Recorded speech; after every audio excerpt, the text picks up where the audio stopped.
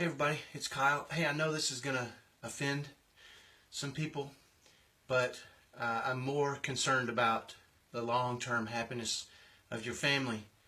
And sorry about the lighting of your kids on the spectrum. It's the middle of the night and I can't sleep. This has just been keeping me awake. And I want to share this with you. So a while back I did a video about a meltdown, a public meltdown that my 17-year-old had in Walmart. And it's gotten a lot of views, and it's engaged people in a lot of different ways. Some people were excited about the situation. I'm messing with my computer so I can. And some people were angry, just absolutely angry and furious that somebody would stare at us and pass judgment.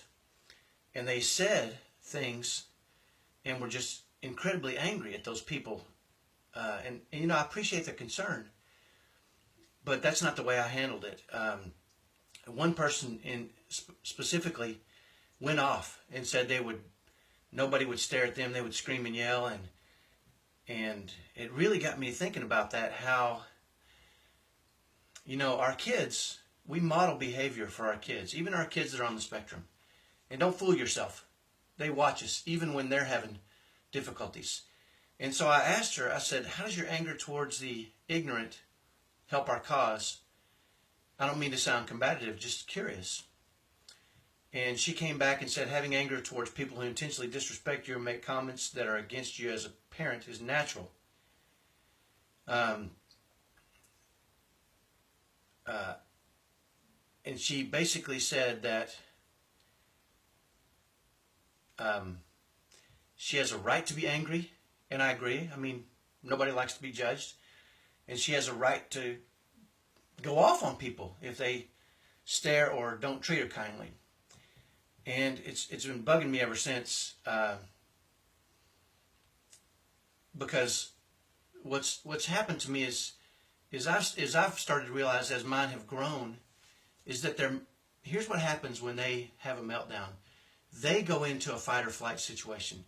There's a lot of fear, and it's just scary for them. And sometimes we as parents can do the same thing.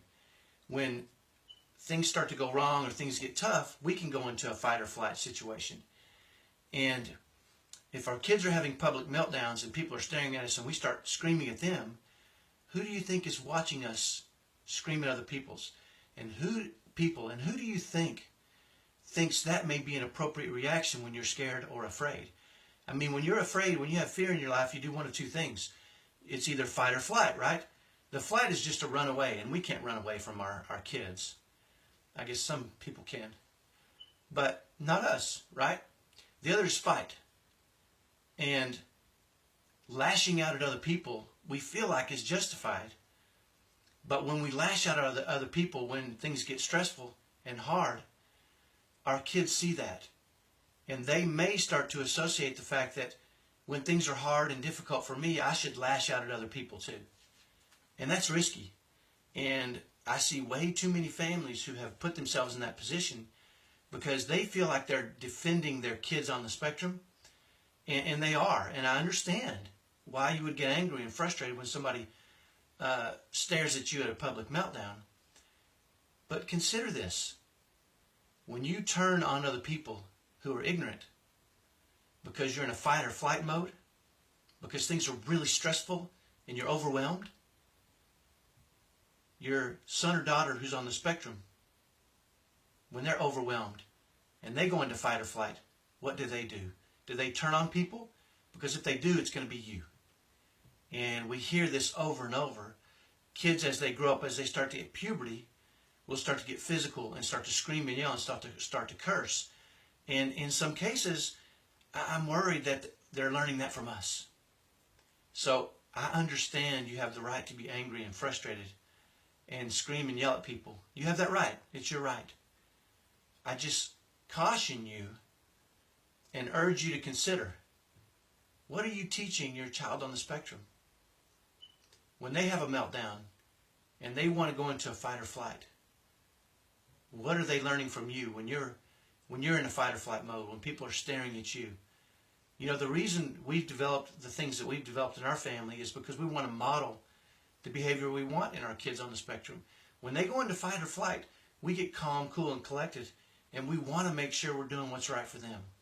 Sure, we could scream and yell at other people and tell them, what the crap are you looking at? I mean, we could do that. But the last thing we want to do is let our kids think that turning on other people and screaming, yelling, and maybe even getting physical is an appropriate response. Because if they think that's an appropriate response because they've learned that from us, then they may start to do that to us at some point.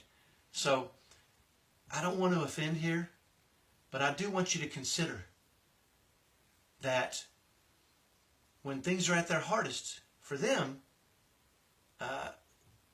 and things are at your hardest for you, what are you teaching them?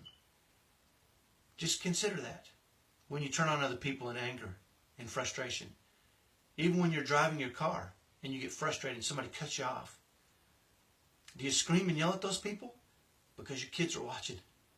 And if they think frustration equals screaming and yelling, and you banging on things or getting physical, or you're teaching them something, whether you know it or not. So, again, I don't want to offend, but I haven't even been able to sleep because I've been thinking about how dangerous it can be for us to be so angry at others and then expect our kids not to have that same kind of anger when they go into a fight or flight, when they're in their meltdowns. Hopefully that's helpful.